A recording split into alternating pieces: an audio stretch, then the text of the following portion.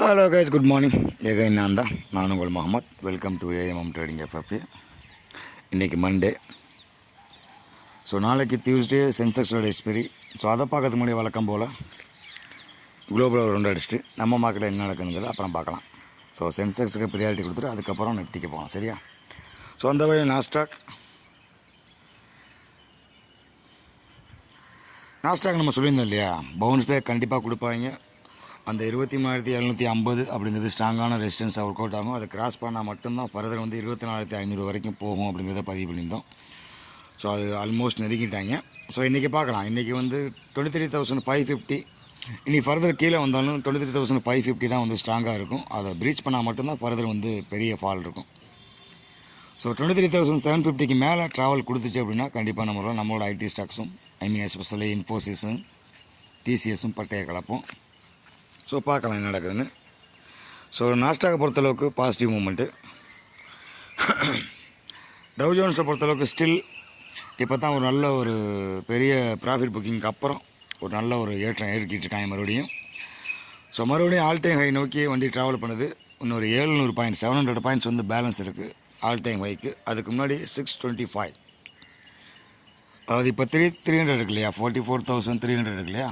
So அந்த 44,625க்கு மேலே travel கொடுத்துருச்சு அப்படின்னா ஃபர்தர் நாஸ்டாக் டவ் ஜோன்ஸும் பாசிட்டிவ் மூமெண்ட்டில் போயிடும்.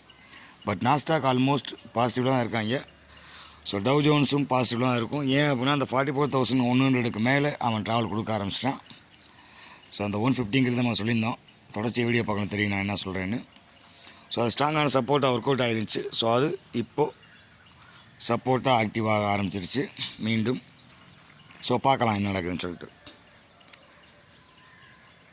கிஃப்ட் நிஃப்டி எதில் முடிச்சிருக்காங்க? 44,434. ஓகே. ஸோ இன்றைக்கி 400 இருக்குல்ல, 24,400 அந்த ரேஞ்சு முன்னாடி 600 ஒரு 6 நாளாக ட்ராவல் பண்ணிகிட்டே இருந்தாங்க. அதுக்கப்புறம் உடைச்சாங்க. ஸோ இப்போ 3 டேஸாக இந்த 400 ஸ்ட்ராங் பண்ணிகிட்டு இருக்காங்க. ஸோ மீண்டும் அதை உடைக்கிறதுக்கும் பாசிபிலிட்டிஸ் இருக்குது. ஏன் அப்படின்னா 24,000 போகாத வரைக்கும் பூஸ்ட் கிடைக்காது அப்படிங்கிறதையும் பதிவு பண்ணியிருந்தோம் இல்லையா.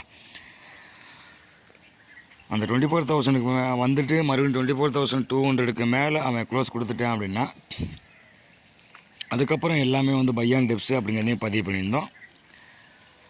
அன்டில் 24,000க்கு வராத வரைக்கும் அவன் எவ்வளோ தான் ஏறினாலும் 24,900க்கு மேலே ட்ராவல் கொடுக்காத வரைக்கும் அது எவ்வளோ ஹைட்டு போனாலும் செல்லான் ரைஸ் தான் அப்படிங்கிறதையும் பதிவு பண்ணியிருந்தோம்.